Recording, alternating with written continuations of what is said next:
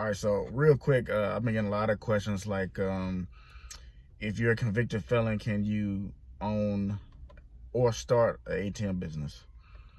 And the answer is technically no. And I'm gonna say technically because it depends on the state and depends on the processor who's gonna do the background check. So they do background checks. When you're trying to find a processor, not to buy the ATM. You can buy the ATM from a private owner if you have a convicted felony, financial crime, whatever. That don't matter. You can buy ATM off eBay, Craigslist, wherever. So, but if you go the legit way and get it through like a Quatronics or ATM Depot or whoever else, what they're gonna require is that you fill out paperwork so they can submit it to do the background check. Because what they're doing is you're going to be handling money transfers. So if you have a convicted felony, especially a financial crime like money laundering or stealing of a credit card device or any kind of stealing or financial crime, technically they're not going to be able to do business with you. But it depends on the processor. It depends on how legit the business is. If you go to a legit business like Quatronics, more than likely they're not going to jeopardize their business by trying to do business with you. So the answer is really, if you have a financial crime felony conviction, then more than likely you won't be able to operate the ATM business.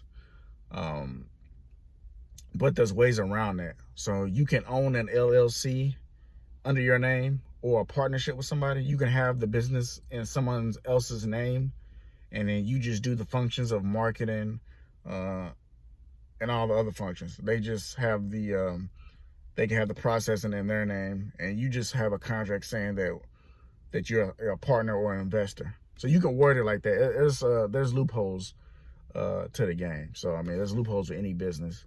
So you just have to find your way of doing that, and somebody that you trust. So you can have somebody start the business or have it in their name, and then you can have a contract saying that you're an investor. They have the only thing they have in their name is the business, and then you just fund the business. So that's totally legit. But if you need any questions about that, just contact a lawyer and ask them what's the best route to go and do it. So technically, on paper, you cannot start. Well, I don't say start, but you can't operate a ATM business if you're a convicted felon with financial crimes. And like I said, it's money laundering, that's stealing of a credit card device, any stealing charge, convictions, stuff like that. Each state names it different, but the loophole is that you just have to get somebody else to put it in their name, someone that you trust, or one like whatever. It could be a business deal with somebody, and you give them percentage or however you work that out. But yes, you can still set it up under someone else's name, but you're the one doing all the functions of it, the investing, the marketing, the placement, even changing the money out, whatever the case might be. So technically no on paper, but yes, there's always a way to find a way to make money and get involved if you have a convicted felony. So that question is asked a lot.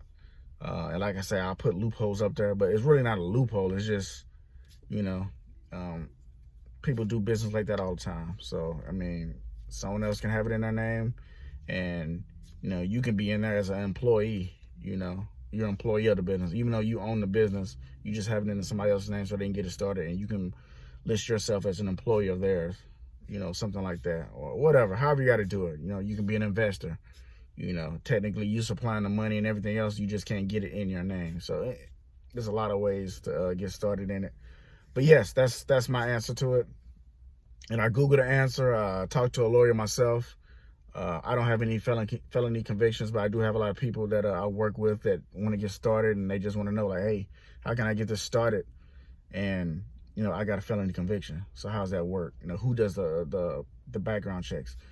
The ATM processor does the background checks because that's the company that's gonna wire the money to and from your banks to the ATM.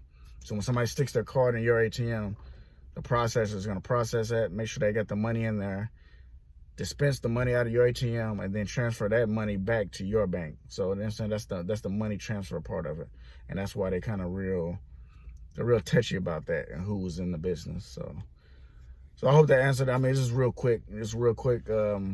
Post I want to make, and then it's a question that I get all the time, so I just want to address it real quick, and that's about it. So if you got any questions, just hit in the link, and then check out my other videos explaining stuff in the ATM business. All right.